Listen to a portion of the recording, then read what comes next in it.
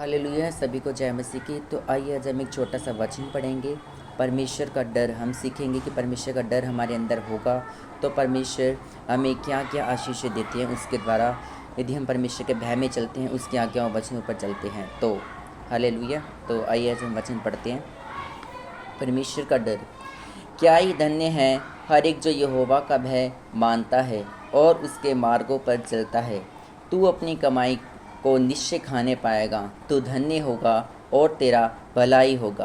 तेरे घर के भीतर तेरी स्त्री फलवंत दाखलता सी होगी और तेरी मेज के चारों तेरे बालक जल पाए के पौधे से होंगे। सुन, जो पुरुष यहोवा का भय मानता हो वह ऐसे ही आशीष पाएगा। भजन संहिता 128 का 1 से 4 ये वचन लिखा है कि जो पुरुष यहोवा का भय मानता है, जो परमेश्वर के वचनों के ऊपर चलता है, उसको ये सब आशीषें मिलेंगी।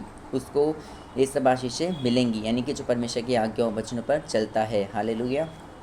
तो आज हम सीखेंगे कि बाइबल में लिखा है कि परमेश्वर का भय मानना बुद्धि का आरंभ है। परमेश्वर का डर आपको बुद्धिमान बनाता है। हालेलुया। परमेश्वर का भय मानना ही बुद्धि की शुरुआत है, बुद्धि का आरंभ है। यानी कि हम परमेश्वर के वचनों पर चलेंगे, परमेश्वर के भय में रहेंगे, परमेश्वर से डरेंगे, तो इससे हम बुद्धि भी पाएंगे और परमेश्वर की आज्ञा वचनों पर भी चलेंगे और आशीषें भी पाएंगे, जो हमने ऊपर पढ़ा। हालेलुया। आपकी ज़िंदगी में परमेश्वर का डर होना बहुत ज़रूरी है ताकि आप परमेश्वर में बिना किसी पाप के अच्छी तरह से चल सके। अगर आपके अंदर परमेश्वर का डर है तो आपका रिश्ता परमेश्वर के साथ सही होगा। हालेलुया। क्योंकि परमेश्वर का वचन कहता है कि जो लोग मेरे डर और भय में अपना जीवन व्यतीत करते हैं वो अपने जीवन में सभी आशीषों को बहुतायत से प्राप्त करते हैं।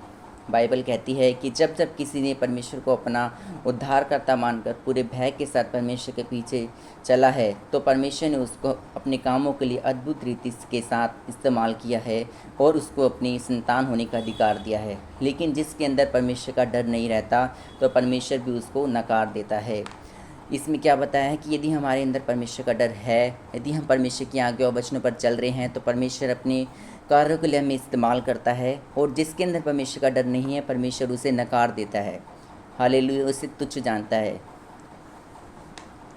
बाइबल में जब हम यीशु के बारे में पढ़ते हैं तो लिखा है कि वह पवित्रताई में रहने वाला और परमेश्वर का डर भय रखने वाला व्यक्ति था।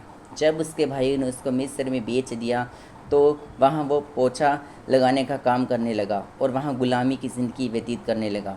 जब वह पोतीपर की पत्नी के साथ नहीं सोया तो पोतीपर की पत्नी ने उसके ऊपर विचार करने का आरोप लगा दिया। यूसुफ की ज़िंदगी में और भी बहुत से तूफान आए, लेकिन फिर भी यूसुफ परमेश्वर के डर और भय में बना रहा। इसीलिए उसने परमेश्वर के खिलाफ पाप नहीं किया। परमेश्वर के डर और भय में रहने के कारण ही परमेश्वर ने उसको मिस्र का प्रधानमंत्री बनाया और ऊंचा भी किया। हालेलुया। इस वचन में क्या बता रखा है कि यूसुफ एक पुराने नियम में एक यूसुफ नाम का व्यक्ति है जिसको परमेश्वर, जो पवित्रताई में रहता था, जो परमेश्वर के भय, परमेश्वर से डरता था, जो परमेश्वर के वचनों आज्ञाओं पर चलता था, तो उसकी भाई ने उसे किसी दूसरे देश में मिस्र के लोगों के हाथ बेच दिया और वहाँ वो पोछा लगाने का काम करता था। तो वहाँ जहाँ पे वो पोछा लगाता था तो उसके जो राजा की पत्नी थी उसने उससे कहा कि मेरे साथ विचार कर, लेकिन उसने ऐसा नहीं किया। लेकिन उसने फिर भी उसके ऊपर झूठा आरोप लगाया, लेकिन वो फिर भी परमेश्वर के सामने नहीं कुड़कुड़ाया, परमेश्वर को नहीं बोला कि मैं तो तेरी पवित्रताई में भी चला लेकिन फिर भी तूने मुझे छोड़ दिया। लेकिन नहीं, वो परमेश्वर में दृढ़ बना रहा। इसीलिए परमेश्वर ने उसको उसी देश का क्या बनाया, प्रधानमंत्री। हालेलुया। यदि हम परमेश्वर के भय में चलेंगे तो परमेश्वर हमें भी एक दिन फलवंत जरूर करेगा। हालेलुया। कभी भी कुड़कुड़ाना नहीं है। यूसुफ की तरह हमें परमेश्वर में पवित्रताई से परमेश्वर के भय में चलना है, जिससे जिस तरह परमेश्वर ने यूसुफ को मिस्र का प्रधानमंत्री बनाया उसी तरह हमें परमेश्वर ब्लेस करेगा, हमें आशीषित करेगा, हमारे कामों को परमेश्वर जल्द से जल्द करेगा। जो हम प्रार्थनाएं कर रहे हैं, जो हमारे काम रुके हुए हैं, परमेश्वर जल्द से जल्द करेगा। यदि हम परमेश्वर के वचनों के ऊपर चलेंगे, उसकी महिमा करेंगे, उसकी सेवा करेंगे तो परमेश्वर हमारे जीवन में भी कार्य करेगा। हालेलुया। मेरे प्रिय, बाइबल कहती है कि जब जब इज़राइली परमेश्वर का भय मानते थे तब तब परमेश्वर उन्हें बचाता था, लेकिन जब जब उन्होंने परमेश्वर की आज्ञा और डर को अपने दिल से निकाल दिया तब तब उन सबको परमेश्वर का क्रोध झेलना पड़ा। इसीलिए उनमें से परमेश्वर ने मूसा को चुना और मूसा की व्यवस्था के द्वारा इज़राइलियों के मन में फिर से डर बैठ गया। और फिर जब और फिर सबको परमेश्वर के नज़दीक जाने का मौका मिला। इसीलिए परमेश्वर आपको बताना चाहता है कि अगर तुम्हारे अंदर मेरा डर और भय है तो तुम मेरी संतान हो। हालेलुया। परमेश्वर का वचन में लिखा है कि यदि परमेश्वर का डर और भय हमारे अंदर है तो हम परमेश्वर की संतान हैं। यूहन्ना की पुस्तक में लिखा है कि जितनों ने परमेश्वर को ग्रहण किया उन्हें परमेश्वर की संतान होने का अधिकार है। और इसमें क्या लिखा हुआ है कि यदि परमेश्वर का डर और भय हमारे अंदर है तो भी हम परमेश्वर की संतान कहलाएंगे। यानी कि तुम मेरी संतान हो, हम परमेश्वर का डर मानेंगे तभी तो हम परमेश्वर की संतान कहलाएंगे।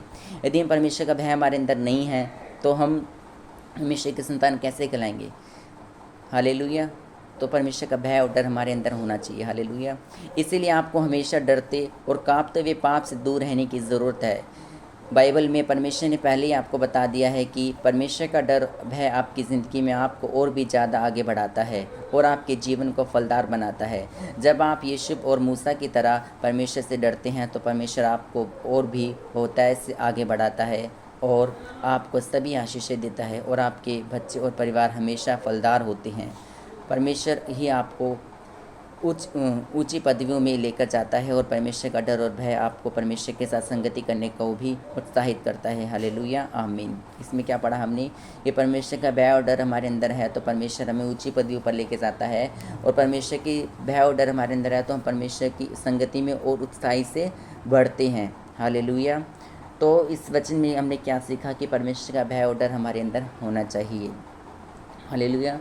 तो आइए हम प्रार्थना करते हैं कि जो भी परमेश्वर, थैंक यू लॉर्ड जी, धन्यवाद करते हैं परमेश्वर इस वचन के लिए। खुदावन जो भी इस वचन को सुन रहा है परमेश्वर पिता, उससे परमेश्वर पिता उसके अंदर तेरा भय आए परमेश्वर, तेरे वचनों आज्ञाओं पर चले और ये आशीष उसके जीवन में एंटर करे यीशु के नाम से। धन्यवाद करते पिता इन सारी प्रार्थना विनती को सुनने के लिए, इस वचन के लिए परमेश्वर यीशु मसीह के नाम से मांगते खुदावन, सुंदर कबूल कीजिए पिता, आमीन। हालेलुया। सबको जय मसीह की। Thank you Jesus. धन्यवाद करते हैं इस वचन के लिए, परमेश्वर का धन्यवाद हो। धन्यवाद करते हैं कि आपने इस वचन को सुना और मेरे चैनल को सब्सक्राइब कर दिए जिससे और भी लोगों तक ये वचन पहुंच सके और भी लोग परमेश्वर के वचन को जानें और परमेश्वर के भय में बने रहें। सबको जय मसीह की। God bless you to.